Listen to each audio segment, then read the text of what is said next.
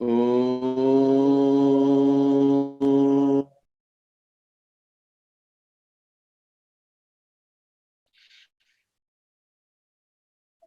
ओम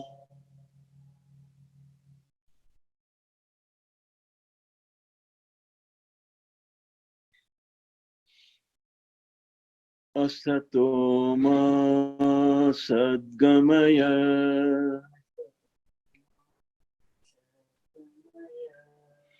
तमसो मा ज्योतिर्गमय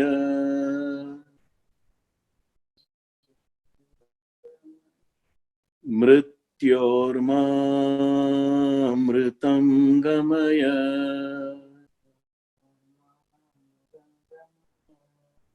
ओम शांति शांति शांति ही।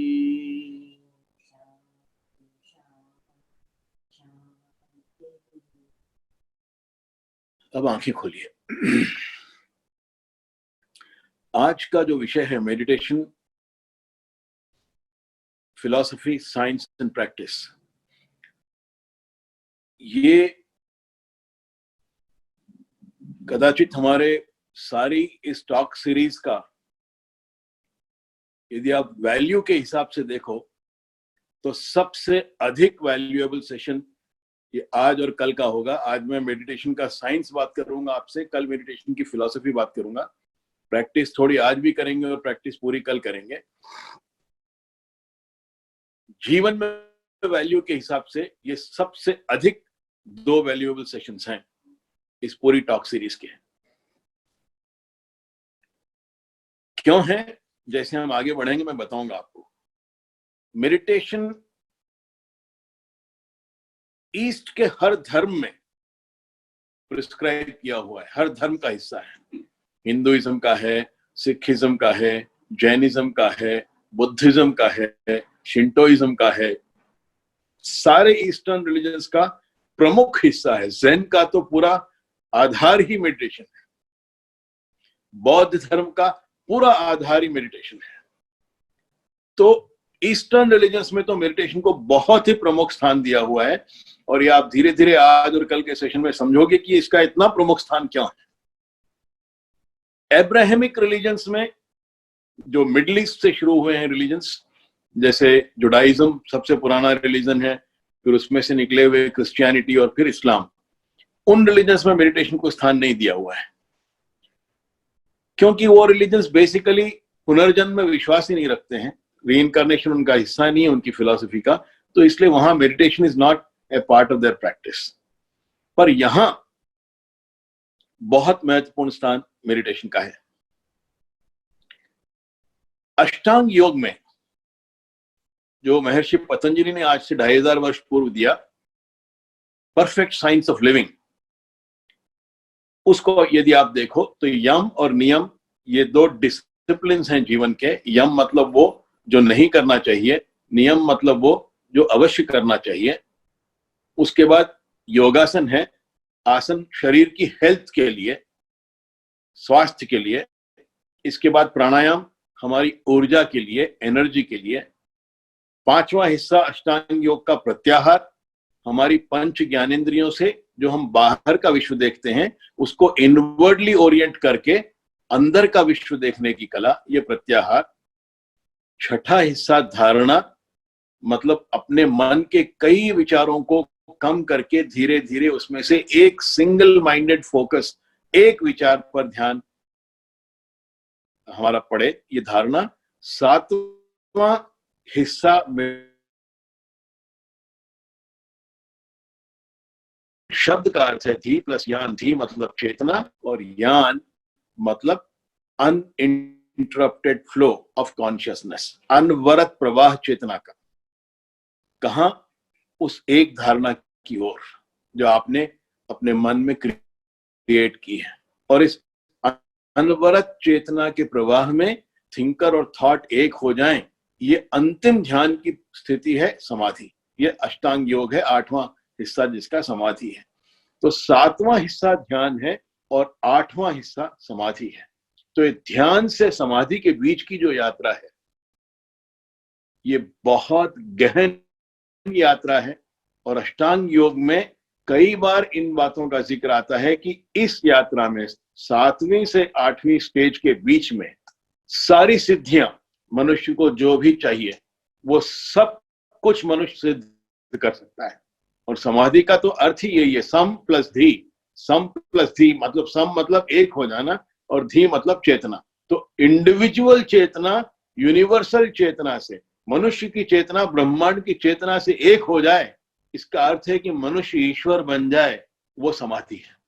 और ये मनुष्य से ईश्वर बनने तक की प्रक्रिया में ये जो डिस्टेंस है 7th स्टेज और 8th स्टेज के बीच का, इसमें सारी सिद्धियां 7th और 8th स्टेज के बीच में है। हमने कई बार किताबों में पढ़ा है, जिन लोगों ने योग पर पुस्तकें पढ़ी हैं उन्होंने कई बार उसमें योगिक सिद्धियों का जिक्र होता है कि लेविटेशन करते हैं, योगी की तपस्या में बैठे और जमीन से ऊपर उठ गए 2-4 फीट, हवा में टंगे रह गए। लेविटेशन जिसको अंग्रेजी में कहा जाता है, गुरुत्वाकर्षण के विरुद्ध सारा शरीर ऊपर उठा लेना। आदि शंकराचार्य के जीवन में जब वो मंडन मिश्र के साथ शास्त्रार्थ कर रहे हैं और मिश्र हार जाते हैं उनसे, मंडन मिश्र, और उनकी पत्नी कहती है कि जब तक आप मुझे नहीं हराओगे तब तक आप को जीता हुआ नहीं माना जाएगा इस शास्त्रार्थ में। और वो जो प्रश्न करती है स्त्री के शरीर के अंदर की विशिष्टताओं के बारे में, जिसका ब्रह्मचारी आदि शंकराचार्य को कोई ज्ञान नहीं है, तो शंकराचार्य कहते हैं इस प्रश्न का उत्तर देने के लिए मुझे 6 माह का समय चाहिए। और शास्त्रार्थ बीच में रुकता है।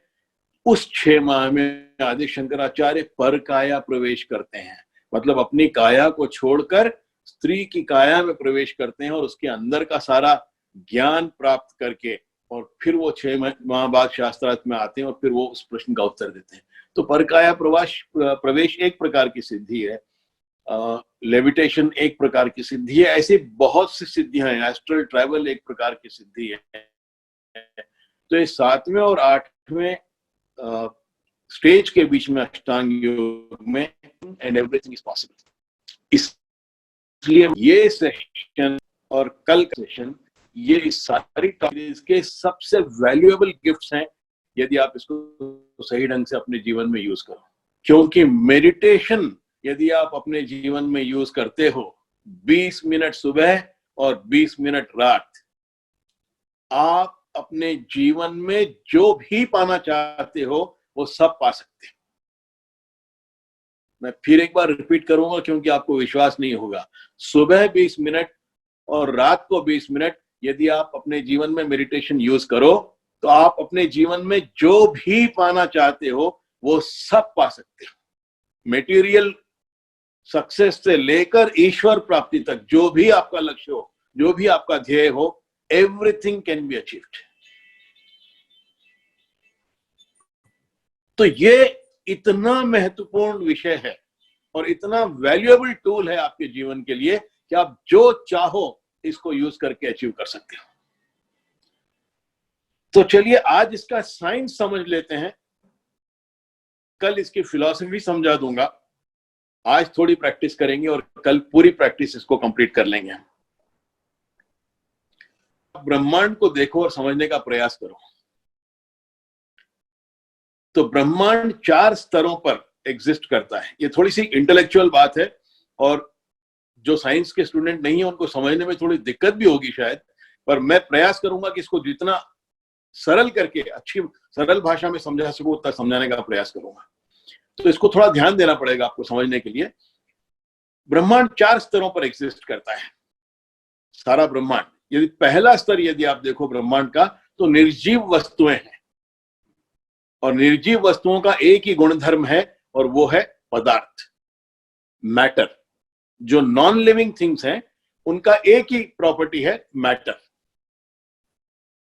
दूसरा लेवल ब्रह्मांड का आप देखोगे तो पेड़ और पौधे हैं, फ्लोरा एंड फौना है। ये दूसरा लेवल है ब्रह्मांड के इवोल्यूशन का। और यहां पर इसका गुणधर्म, इसकी प्रॉपर्टी अगर आप देखोगे तो इसमें मैटर भी है प्लस लाइफ भी है। मैटर है और लाइफ है। तो जो स्थूल रूप मैटर का था थोड़ा सूक्ष्म हो गया, उसमें लाइफ आ गई, उसमें जीवन आ गया। तीसरा लेवल ब्रह्मांड का यदि आप देखोगे तो ये जीव जंतु हैं, जानवर हैं, एनिमल्स हैं, एनिमल किंगडम। इसमें गुणधर्म पदार्थ भी है, मैटर भी है, उनका शरीर, उसमें लाइफ भी है और उसमें चेतना भी है, उसमें कॉन्शियसनेस भी है। तो जीवन प्लस पदार्थ, ये पेड़ पौधे अपनी जगह पे खड़े हैं, ये हिल नहीं सकते, पर चेतना आ जाए जीवन के साथ तो वो एनिमल, वो जीव जंतु मोशन भी कर सकते हैं। तो ये तीसरा लेवल है ब्रह्मांड के एग्जिस्टेंस का। और चौथा लेवल है मनुष्य। मनुष्य में पदार्थ भी है, जीवन भी है, चेतना भी है और सेल्फ अवेयरनेस, स्वबोध भी है, स्वयं की अवेयरनेस भी है। ये हाईएस्ट लेवल ऑफ इवोल्यूशन ब्रह्मांड का है। यदि आप इसको और ध्यान से देखो तो एक स्थूल से सूक्ष्म तक का ब्रह्मांड का इवोल्यूशन है। ये दो शब्द बड़े महत्वपूर्ण हैं आध्यात्म समझने के लिए, स्थूल और सूक्ष्म। थोड़ा देर में समझाऊंगा मैं आपको। ये ब्रह्मांड का स्थूल से सूक्ष्म तक का इवोल्यूशन है। साइंस ने इसको कैसे समझा? 19वीं सदी के अंत तक, 19th सेंचुरी के एंड तक साइंस समझता था कि जो भी पदार्थ है ब्रह्मांड में, उसको अगर आप डिवाइड करते जाओ, 1 के 2, 2 के 4, 4 के 8, 8 के 16 टुकड़े करते गए आप, तो अंतिम जो फाइनल आपको उसका सबसे छोटा हिस्सा मिलेगा, उसके आगे उसको और विभाजित नहीं कर सकते। इनडिविजिबल जो फाइनल पार्ट मिलेगा वो एटम होगा, अणु होगा, और एटम को आप और डिवाइड नहीं कर सकते। 19वीं सदी के अंत तक ये धारणा थी साइंस में। 20वीं सदी की शुरुआत में उन्होंने ये समझा कुछ प्रयोगों के द्वारा कि परमाणु अंतिम नहीं है, इसके अंदर भी इलेक्ट्रॉन्स हैं, प्रोटॉन्स हैं और न्यूट्रॉन्स हैं और फाइन पार्टिकल्स हैं इसके अंदर। और 20वीं सदी के दूसरे दशक में जब आइंस्टीन ने थियोरी ऑफ रिलेटिविटी दी, तो उन्होंने ये साबित किया कि ये इलेक्ट्रॉन्स, प्रोटॉन्स और न्यूट्रॉन्स, जिनको हम पदार्थ समझते हैं, मैटर समझते हैं, पार्टिकल समझते हैं, ये वास्तव में पार्टिकल नहीं है। ये एनर्जी है, ये ऊर्जा है जो बहुत तेज गति से वाइब्रेट कर रही है। Speed of light square vibrate कर रही है उस स्पीड से, और इसलिए लगता है कि ये सॉलिड पदार्थ है, पर ये पदार्थ नहीं है, ये एनर्जी है। और इसको उन्होंने एक्सपेरिमेंटली प्रूव किया और एक equation the theory of relativity की, E = mc²। E मतलब एनर्जी, ऊर्जा, M मतलब मैटर, मास, और C मतलब वेलोसिटी ऑफ लाइट। तो एक पार्टिकल में कितनी एनर्जी है इसका इक्वेशन उन्होंने दिया कि जो भी उसका मास है, उस मास को आप वेलोसिटी ऑफ लाइट के स्क्वायर से मल्टीप्लाई करो, उतनी एनर्जी एक पार्टिकल में होगी। वेलोसिटी ऑफ लाइट है 30 करोड़ मीटर प्रति सेकंड। 30 करोड़ की स्क्वायर करो, उसको स्क्वायर करो और उसको मास से मल्टीप्लाई करो, इतनी एनर्जी एक पार्टिकल में होगी। अब ये इतनी प्रोफाउंड थियरी थी, इसको टाइम मैगजीन ने 20वीं सदी की सबसे महत्वपूर्ण थॉट माना है कि सबसे यूनिक थॉट 20वीं सदी का ये है विचार कि पार्टिकल में एनर्जी है और उसका फॉर्मूला ये। इतनी एनर्जी एक पार्टिकल में होती है। जब आइंस्टीन ने ये थियरी दी तो बहुत लोग समझ ही नहीं पाए इसको। ये कहा जाता है बहुत पॉपुलरली साइंटिफिक सर्कल्स में कि थ्योरी ऑफ रिलेटिविटी को समझने वाले केवल 12 व्यक्ति थे।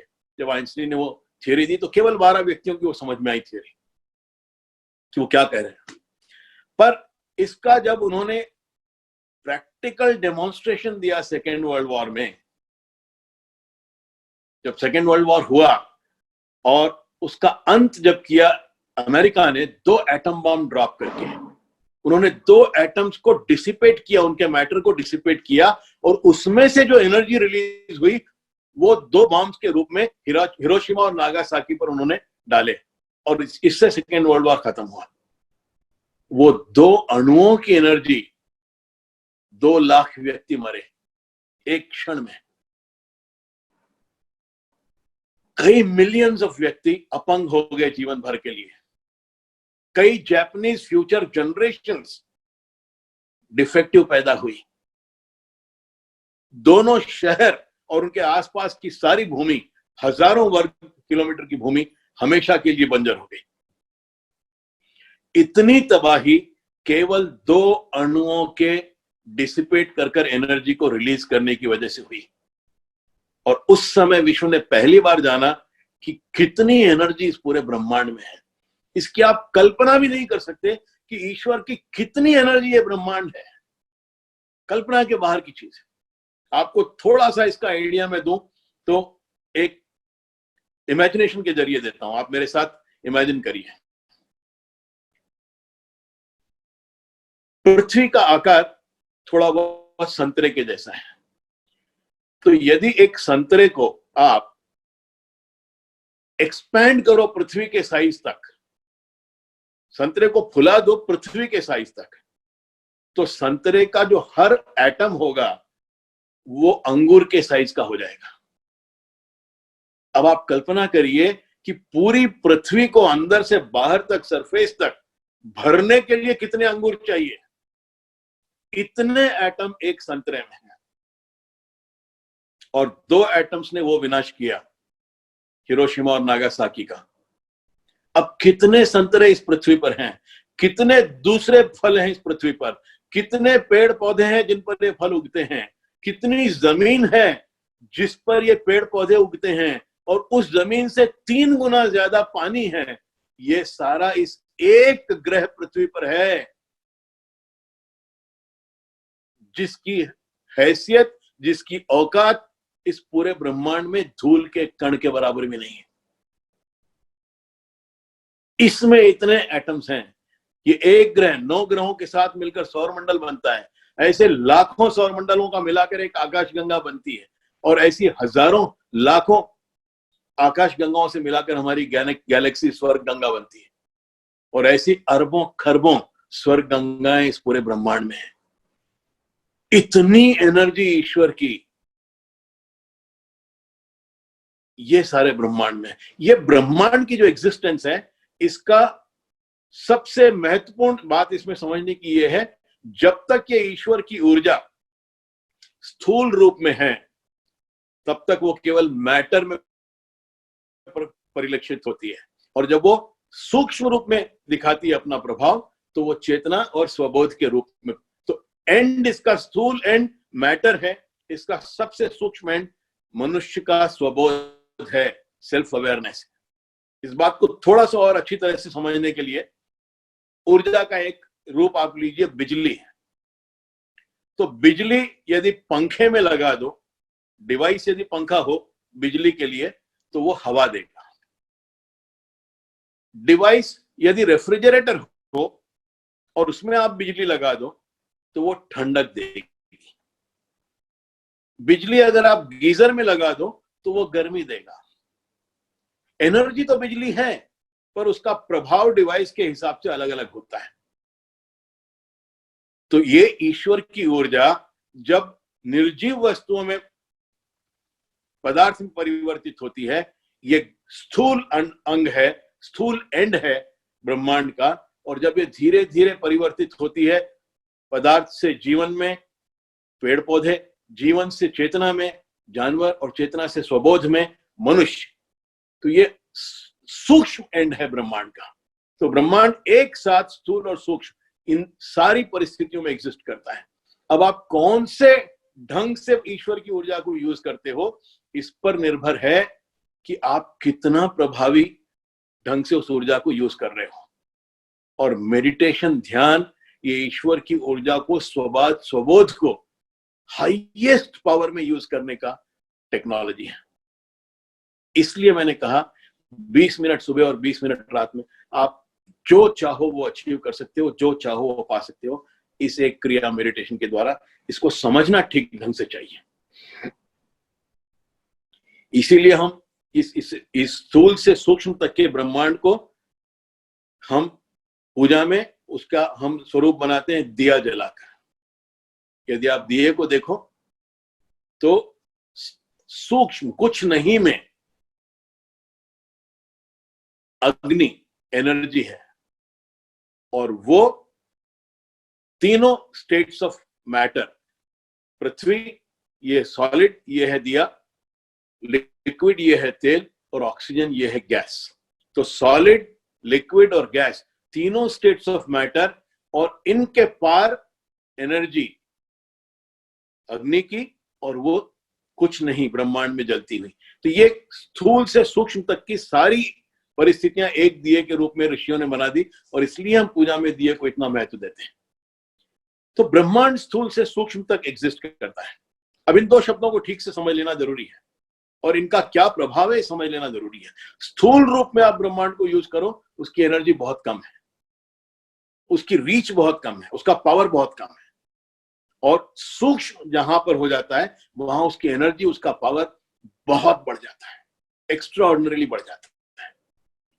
तो स्थूल किसको कहेंगे और सूक्ष्म किसको कहेंगे, आध्यात्म में इसकी परिभाषा क्या है? इसको समझने के लिए हमारे पास 5 ज्ञानेंद्रियां हैं। मनुष्य के पास 5 ज्ञानेंद्रियां हैं।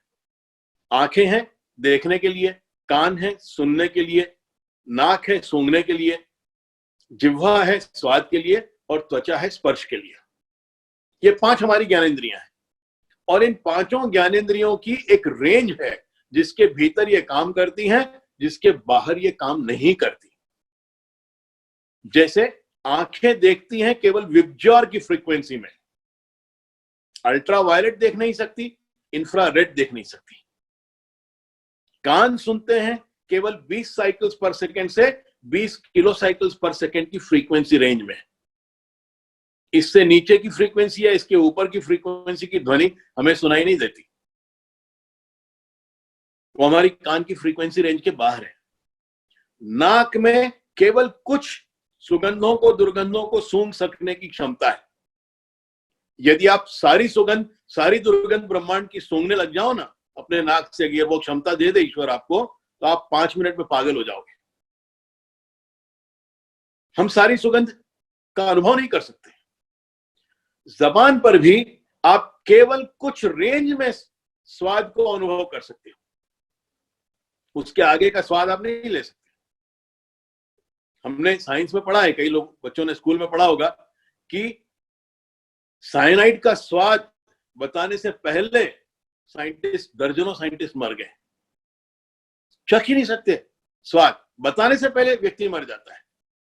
सारे स्वाद हम चख नहीं सकते, और त्वचा से भी हम सारे स्पर्श महसूस नहीं कर सकते। बहुत ठंडी हो जाएगी त्वचा तो नम हो जाएगी, सुन्न हो जाएगी, और बहुत ज्यादा टेम्परेचर होगा तो जल जाएगी। तो टेम्परेचर की एक रेंज है जिसके भीतर हम स्पर्श का अनुभव कर सकते हैं, और उसके बाहर हम स्पर्श का अनुभव नहीं कर सकते। तो ये 5 ज्ञानेंद्रियों की एक रेंज है जिसके भीतर ये काम करती हैं और जिसके बाहर ये काम नहीं करती। जो कुछ हमारी 5 ज्ञानेंद्रियों की रेंज में आता है वो सब स्थूल है, और जो हमारी 5 ज्ञानेंद्रियों की रेंज के बाहर चला जाता है वो सब सूक्ष्म है। और जैसे जैसे सूक्ष्म आप बनते जाओगे, जितना अधिक सूक्ष्म आप उपयोग करने लगोगे, उतनी अधिक शक्ति बढ़ जाएगी। स्थूल की शक्ति कम है, और जैसे जैसे सूक्ष्म आप यूज करते जाओगे ब्रह्मांड में, उतनी अधिक शक्ति बढ़ती जाएगी। ये साइंटिफिक फैक्ट। मैं आपको 2-4 उदाहरण देकर समझा देता हूं। हम बर्फ को देखते हैं, बर्फ स्थूल है, लिमिटेड साइज है, लिमिटेड वेट है, लिमिटेड डायमेंशंस है, लिमिटेड पावर है। बर्फ पिघल जाती है और पानी बन जाता है, तो पानी में ये पानी बर्फ के मुकाबले अधिक सूक्ष्म है, इसमें बहाव आ जाता है, इसकी शक्ति बढ़ जाती है। आप पानी से इलेक्ट्रिसिटी जनरेट कर सकते हो, बर्फ से इलेक्ट्रिसिटी जनरेट नहीं कर सकते। और पानी जब भाप बन जाता है, वाष्प बन जाता है, ये और अधिक सूक्ष्म हो जाता है, उसकी शक्ति और अधिक बढ़ जाती है। आप स्टीम इंजन चला सकते हो, आप टर्बो जेट चला सकते हो। वस्तु वही है, H2O स्थूल रूप में है, बर्फ की शक्ल में है, शक्ति कम है। जैसे जैसे सूक्ष्म होती जाएगी वैसे वैसे उसकी शक्ति बढ़ती जाएगी। आप में से जो लोग होम्योपैथिक मेडिसिन यूज करते हैं, होम्योपैथिक मेडिसिन कैसे बनती है? वो किसी जड़ी बूटी का रस का एक बूंद लेते हैं और 100 बूंद अल्कोहल में उसको मिलाते हैं, फिर उस मिक्सचर में से एक बूंद निकालेंगे, उसको और 100 बूंद अल्कोहल में से मिलाएंगे, फिर उस मिक्सचर में से एक बूंद निकालेंगे और उसको 100 बूंद अल्कोहल में मिलाएंगे। वो इस तरह से उस दवा को डाइल्यूट करते जाते हैं। अंत में तो केवल मेमोरी बच जाती है, केवल इम्प्रिंट बच जाता है उस ओरिजिनल जड़ी बूटी के रस का। इतनी सूक्ष्म हो जाती है, पर जितना अधिक आप उसको सूक्ष्म कर लेते हो उतना अधिक उसकी शक्ति बढ़ जाती है। होम्योपैथी का तो सिद्धांत ही है, gross kills, subtle survives and subtlest cures. जितना सटल बना लोगे आप उसको, उतना अधिक वो क्यूरेटिव हो जाता है, उसकी शक्ति उतनी, उसकी पोटेंसी उतनी बढ़ जाती है।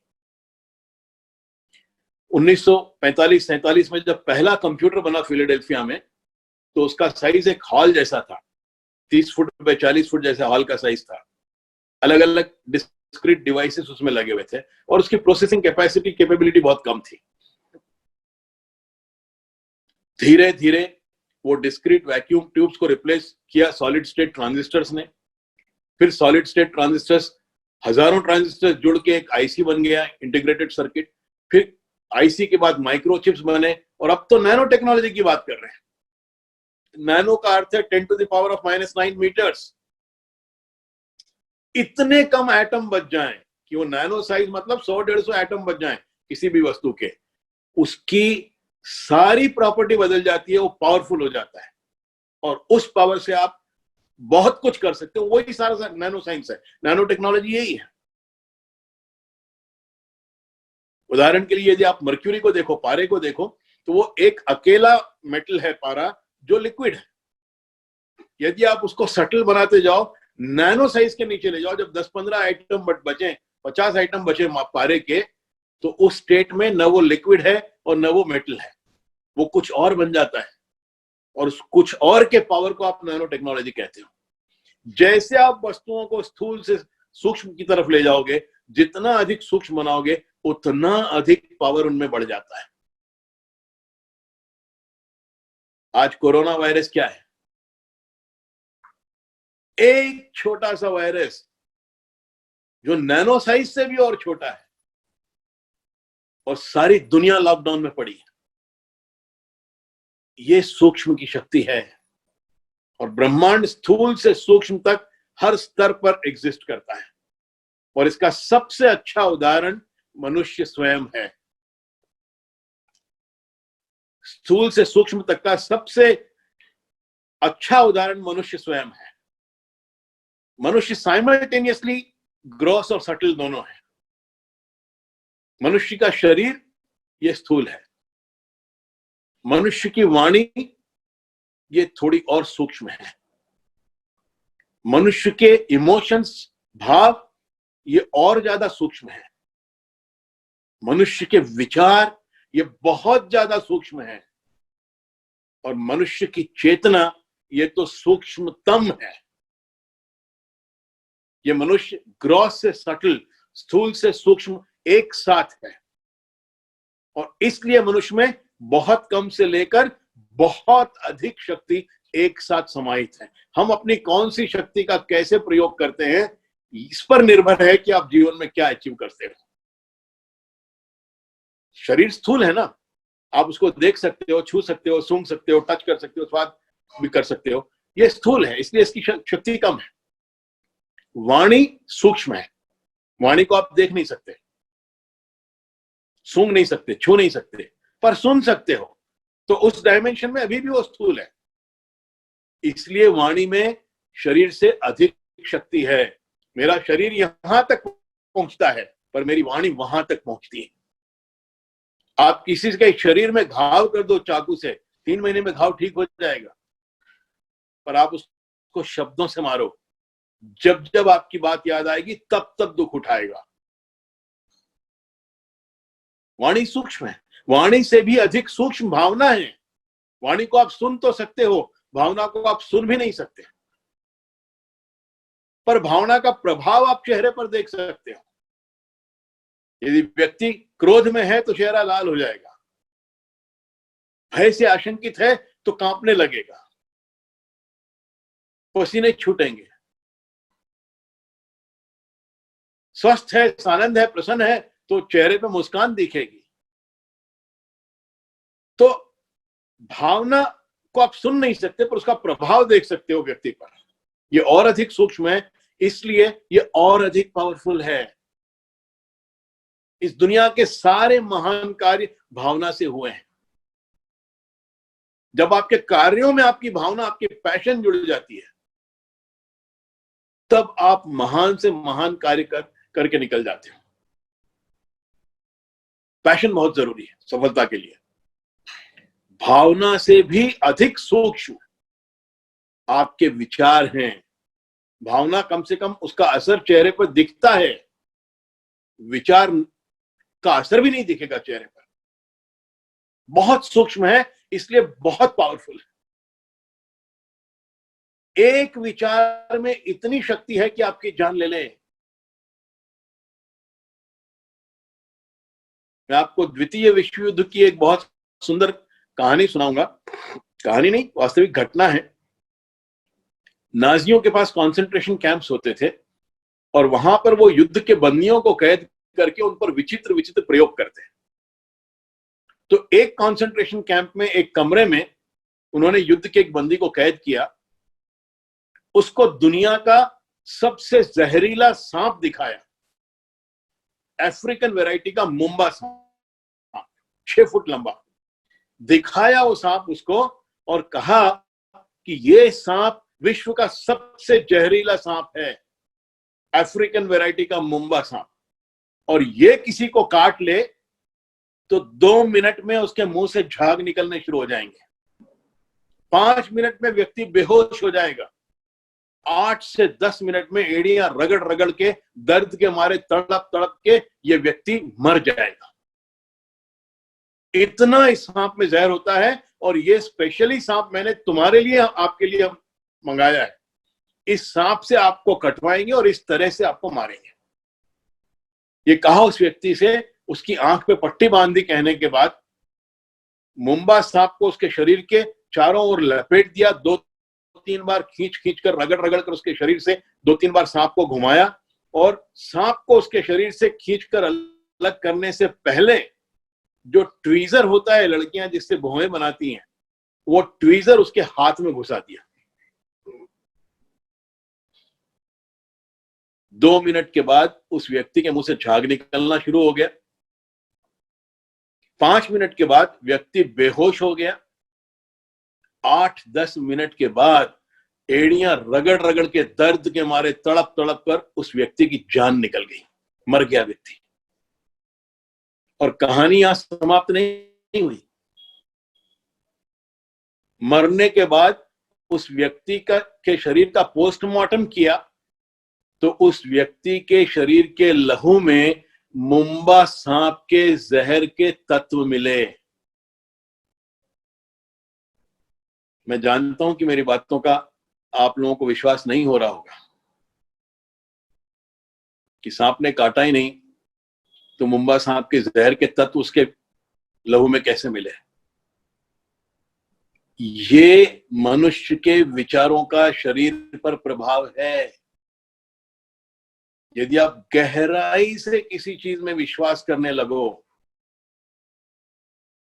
हृदय की अंतर मन की गहराई से आप में ये विश्वास बैठ जाए कि ये ऐसा है, तो फिर वैसा है, वैसा ही है। मैं अपने ट्रेनिंग प्रोग्राम्स में कई बार ये प्रश्न पूछता हूं कि तिरुपति के मंदिर में कितने लोगों का विश्वास है कि वहां जो ईश्वर की, वेंकटेश भगवान की मूर्ति है वो ईश्वर ही है। कितने लोगों का विश्वास है ऐसा? और अधिकतर उत्तर में मुझे यही कहा जाता है कि हर व्यक्ति विश्वास करता है, कम से कम हर हिंदू तो विश्वास करता ही है कि वो ईश्वर है। और मैं कहता हूं कि अगली बार जब तिरुपति जाओ और यदि पुजारी परमिट कर दे तो अंदर जाके मूर्ति को ठीक से ठोक बजा के हाथ लगा के देख लेना, वो केवल पत्थर की मूर्ति है।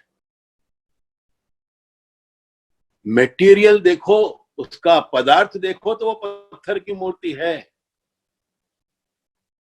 पर हजारों वर्षों से करोड़ों लोगों का विश्वास है कि उस मूर्ति में ईश्वर है। एक मन का विश्वास हो कि जिस सांप ने मुझे काटा है वो जहरीला सांप है, इस भय से व्यक्ति मर जाता है, तो हजारों लोगों का, करोड़ों लोगों का हजारों वर्षों से विश्वास कि इस पत्थर की मूर्ति में ईश्वर है, तो वो ईश्वर ही है। वो पत्थर पदार्थ में ईश्वर नहीं है, वो विश्वास जो है करोड़ों लोगों का हजारों वर्षों से, उस विश्वास में ईश्वर है, वो विश्वास ईश्वर है, और इसलिए वहां पर ईश्वर है।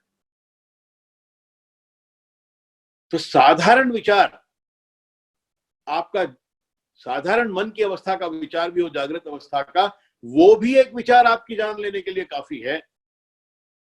तो गहराई में बैठा हुआ विश्वास, करोड़ों लोगों का, हजारों वर्षों का विश्वास, इसमें इतनी असीम शक्ति है कि वो ईश्वर ही है।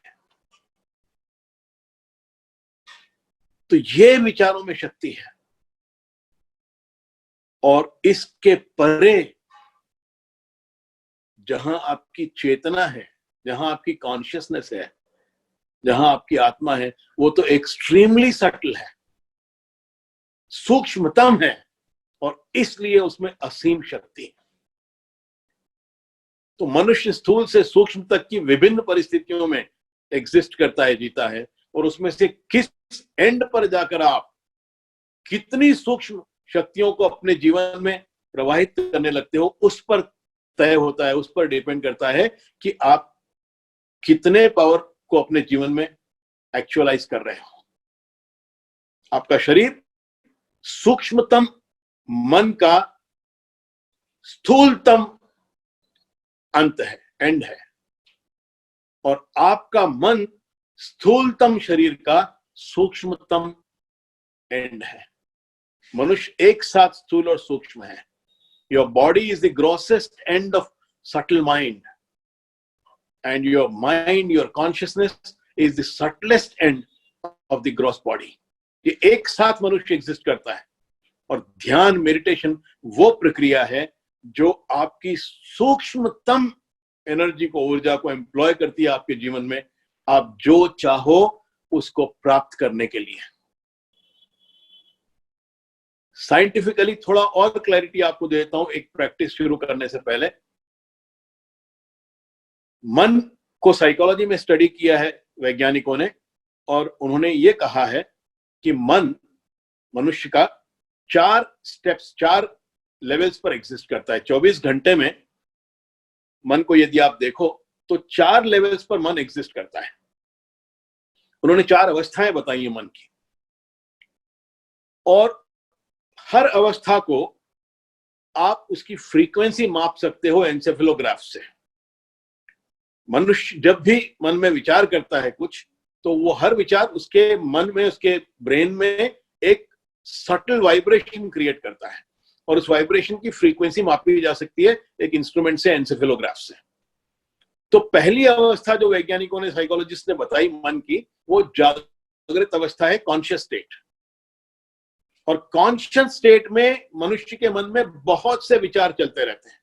अभी आप जागृत हो, आपको लग रहा होगा कि शायद मैं कह रहा हूं और आप सुन रहे हो, ये एक ही विचार आपके मन में है, पर मैं जो भी कह रहा हूं इसको आप पिछले सेंटेंस से जोड़ रहे हो, ये एक और विचार है। मैं जो भी कह रहा हूं आप आपके मन में एंटिसिपेट कर रहे हो कि अगला सेंटेंस क्या होगा, ये एक और विचार है। आपके आसपास की ध्वनियां आप सुन रहे हो, ये एक और विचार है। किसी को गर्मी ठंड लग रही है, ये एक और विचार है। किसी को भूख लग रही है, ये एक और विचार है। ये सारे विचार आपके मन में एक साथ चल रहे हैं। तो आपके मन की इस समय फ्रीक्वेंसी 20 to 22 साइकिल्स है। जागृत अवस्था में शांत, सौम्य, कूल, कलेक्टेड व्यक्ति हो तो 20-22 साइकिल्स के आसपास उसकी फ्रीक्वेंसी है।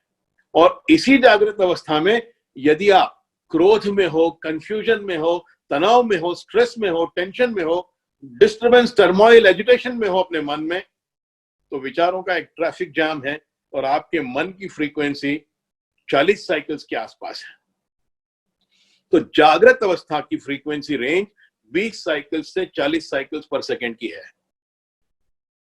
40 के ऊपर चले जाए फ्रीक्वेंसी तो फिर आपको पहले एर्रागड्डा भेजेंगे, उसके बाद आगरा भेजेंगे। Insane uncontrolled thinking, Sen conscious mind 20 से 40 साइकिल्स की फ्रीक्वेंसी है। दूसरी अवस्था ध्यान की अवस्था है, मेडिटेटिव स्टेट ऑफ माइंड। जागृत अवस्था की फ्रीक्वेंसी 20 से 40 साइकिल्स है, उसका सिंबल बीटा है, बीटा स्टेट ऑफ माइंड कहते हैं उसको। दूसरी अवस्था मन की ध्यान की अवस्था है, ध्यान अवस्था, इसका सिंबल अल्फा स्टेट है, और अल्फा स्टेट की frequency 7 to 14 cycles per second है। 7 से 14 साइकिल्स पर सेकेंड, मतलब विचारों की संख्या बहुत कम हो जाती है, तब आप अल्फा स्टेट में पहुंचते हो, और यहां से सबकॉन्शियस स्टेट माइंड की शुरू होती है। कॉन्शियस स्टेट जागृत अवस्था है 20 से 40 cycles, subconscious state alpha state से शुरू होती है। अल्फा इसका सिंबल है ध्यानावस्था का, और 7 to 14 साइकिल्स की फ्रीक्वेंसी है। इसके नीचे की जो अवस्था है उसको लाइट स्लीप स्टेट, स्वप्नावस्था कहते हैं। स्वप्न हमेशा लाइट स्लीप में आते हैं, और साइकोलॉजी में इसका सिंबल है थीटा स्टेट, और थीटा स्टेट में मन की frequency 4 to 7 cycles per second है। जब आप हल्की नींद में होते हो, पूरी रात में अगर आप देखो 7-8 घंटे में 1-1.5 घंटा बहुत गहरी नींद में होगे, 5-5.5 घंटे आप हल्की नींद में होते हैं। इसको साइकोलॉजी में REM स्टेज भी कहते हैं, रैपिड आई मूवमेंट स्टेज। ये स्वप्न की अवस्था है। यहां कॉन्शियस थॉट्स, जागृत थॉट आपके सारे निकल जाते हैं, केवल सबकॉन्शियस थॉट ही बचते हैं, और उन्हीं से आपके स्वप्नों का निर्माण होता है। ये 4 to 7 साइकिल्स पर सेकेंड की फ्रीक्वेंसी। इससे नीचे की जो और गहराई की अवस्था है वो डेल्टा स्टेट है, ये सुषुप्त अवस्था है, मतलब गहरी नींद की अवस्था, डेल्टा स्टेट। इसमें सबकॉन्शियस थॉट्स भी कम हो जाते हैं, और आपके मन की फ्रीक्वेंसी 0.5 से 4 साइकिल्स पर सेकेंड तक चली जाती है।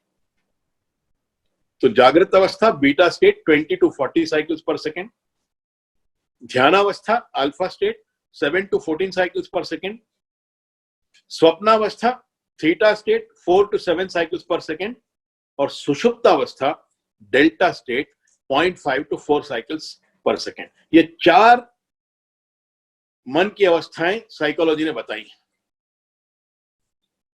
आध्यात्म इसके आगे की एक 5वीं अवस्था की बात करता है, समाधि, और यहां मन की फ्रीक्वेंसी 0, नो थॉट्स, केवल शुद्ध चेतना बचे, नो थॉट्स। तब इंडिविजुअल चेतना यूनिवर्सल चेतना में मर्ज हो जाती है, वो समाधि की स्टेट है। तो ये 4 अवस्थाएं मन की बताई। जागृत अवस्था में 30 से 60 विचार मनुष्य के मन में प्रतिदिन आते हैं। तो चेतना की जो असीम शक्तियां हैं, सटलेस्ट जो शक्ति है मनुष्य की, वो 30 से 60 हजार विचारों में विभाजित हो जाती है। इसलिए प्रति विचार बहुत ज्यादा पावर नहीं होता। पर ध्यान की अवस्था में विचारों की संख्या बहुत कम हो जाती है, और इसलिए आपके सबकॉन्शियस थॉट्स की, अवचेतन मन की, ध्यान की अवस्था के विचारों की क्षमता, उसकी शक्ति बहुत अधिक बढ़ जाती है। और ये ध्यान जब आप धीरे धीरे और गहरा कर लेते हो, मतलब आप स्वप्नावस्था और सुषुप्तावस्था को बाईपास करके समाधि की तरफ जागृत ध्यान की अवस्था में ही धीरे धीरे पहुंचने लगते हो। जितना गहराई में जाओगे उतनी विचारों की संख्या कम हो जाएगी, और उतनी अधिक विचारों की शक्ति बढ़ जाएगी। तो बहुत गहराई में ध्यान यदि आप करने लगो और बहुत ही कम विचार हो, एक ही धारणा बचे आपके मन में, तो उस धारणा में जब आपकी पूरी चेतना अनवरत रूप से प्रवाहित होती है, तब उस धारणा की शक्ति असीम हो जाती है। और वो असीम शक्तियां यूज करके, उसका प्रयोग करके आप जीवन में जो चाहे वो क्रिएट कर सकते हो। ये मेडिटेशन का महत्व है। ये तो मैंने साइंस समझा दिया आपको मेडिटेशन का। अब थोड़ी सी प्रैक्टिस कर लेते हैं।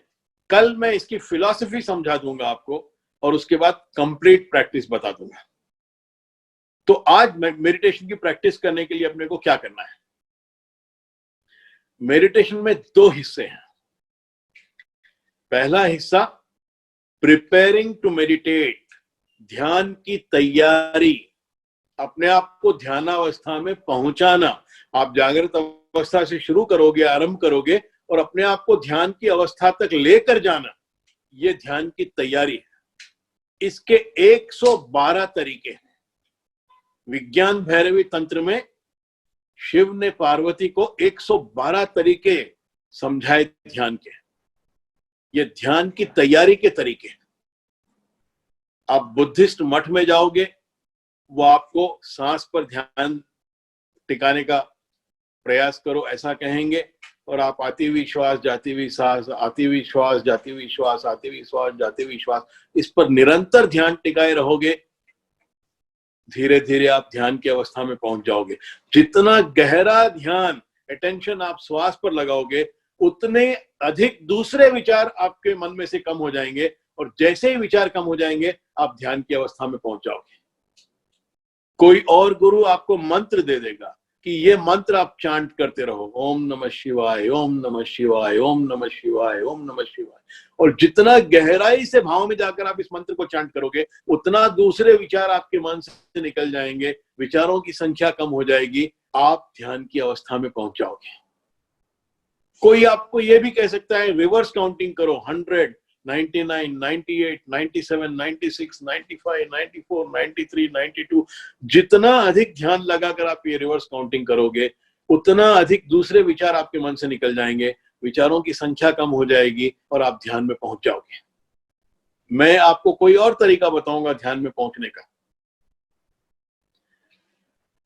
सारे 112 तरीकों का ये ही नेट रिजल्ट, फाइनल रिजल्ट यही है कि आपके मन में विचारों की संख्या कम हो जाएगी, और जैसे ही विचारों की संख्या कम हो जाएगी आप ध्यान में पहुंच जाओगे।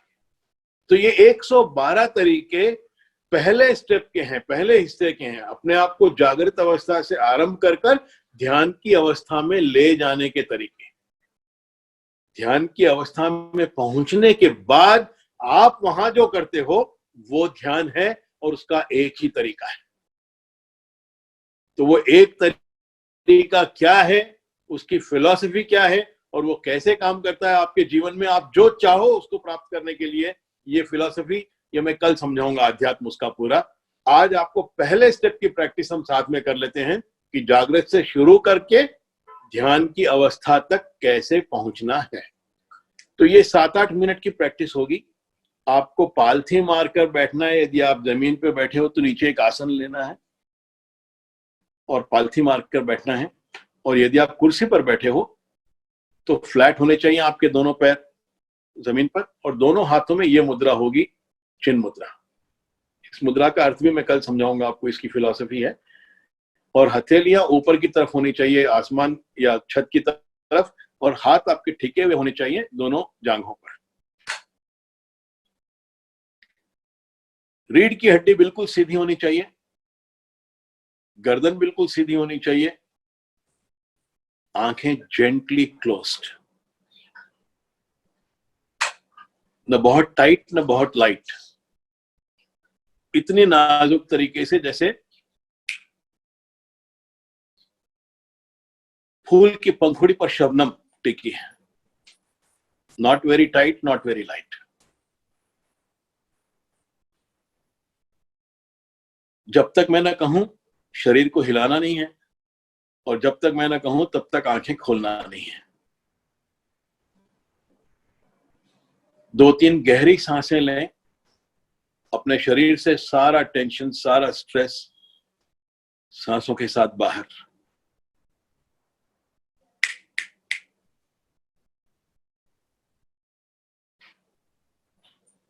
अपने मन में प्रेम और कृतज्ञता का एक गहरा भाव जगाएं। बहुत प्रेम और कृतज्ञता के साथ मन का ध्यान दाहिने पैर के अंगूठे पर ले जाएं, और संकल्प करें अपने मन में कि मेरे दाहिने पैर का अंगूठा धीरे धीरे रिलैक्स हो रहा है। सारा स्ट्रेस, सारा टेंशन दाहिने पैर के अंगूठे से धुल कर बाहर।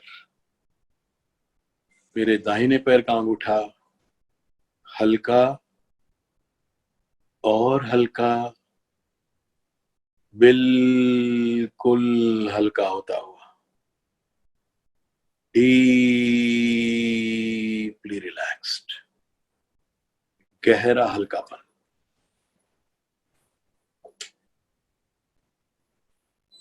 धीरे धीरे ये हल्कापन, ये रिलैक्सेशन दाहिने पैर की बाकी चारों उंगलियों में भी फैलने दें। आपके दाहिने पैर की पांचों उंगलियां डीपली रिलैक्स्ड, गहरा हल्कापन, becoming lighter and lighter and lighter. धीरे धीरे ये हल्कापन, ये रिलैक्सेशन दाहिने पैर के तलुए में, एड़ी में और राइट एंकल में भी फैलता हुआ। सारा स्ट्रेस, सारा टेंशन धुल के बाहर। Your right foot is deeply relaxed, becoming lighter and lighter and lighter. धीरे धीरे ये हल्कापन, ये रिलैक्सेशन आपके दाएं पैर के शिन में, पिंडली में, घुटने में और दाईं जांघ में, कमर तक फैलता हुआ। सारा का सारा दायां पैर deeply relaxed, lighter and lighter and lighter, गहरा हल्कापन, deep relaxation. धीरे धीरे ये हल्कापन, ये रिलैक्सेशन अपने बाएं पैर में भी फैलने दें, कमर से नीचे तक। बाईं जांघ में रिलैक्सेशन, घुटने में रिलैक्सेशन, पिंडली और शिन में relaxation, left ankle, heel, sole and all the 5 toes deeply relaxed, becoming lighter and lighter and lighter, relaxing, relaxing. धीरे धीरे ये हल्कापन, ये रिलैक्सेशन आपके पेट और पीठ में फैलता हुआ। छाती और अपर बैक में रिलैक्सेशन, दोनों कंधों में रिलैक्सेशन, सारा बोझ उतरा। ट्रंक रीजन आपका डीपली रिलैक्स्ड, गहरा हल्कापन, becoming lighter and lighter and lighter.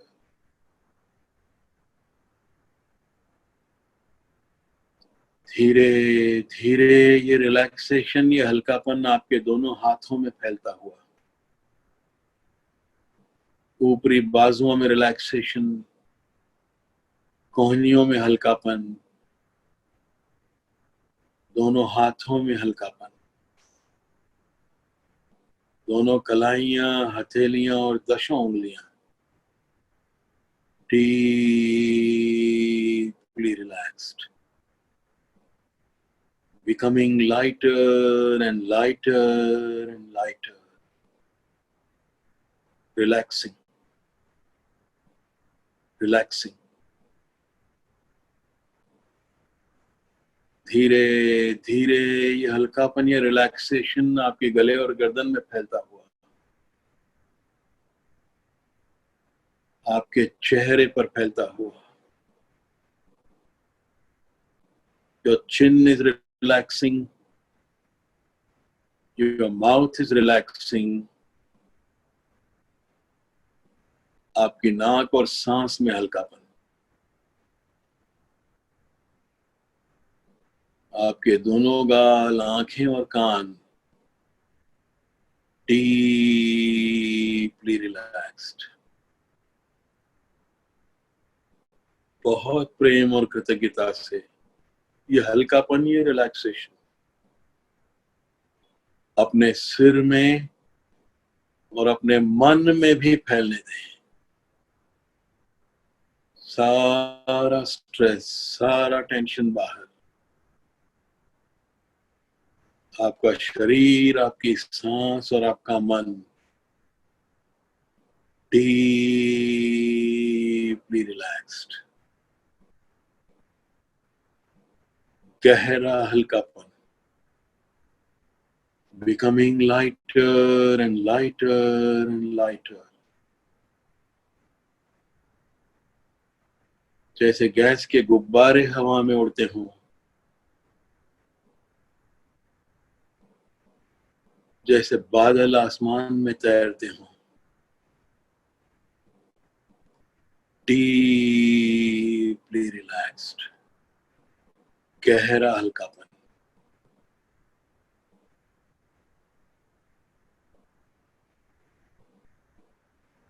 अपने चित्त की इस गहरी शांति का अनुभव करिए।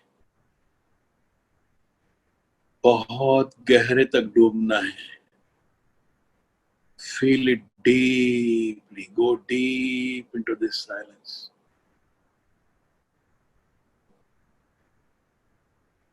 Consciously and wakefully, चैतन्य और जागृत रूप से अपने सारे शरीर को अंदर से निहारें और एक एक सेल को आज्ञा दें कि वो जागृत हो सके।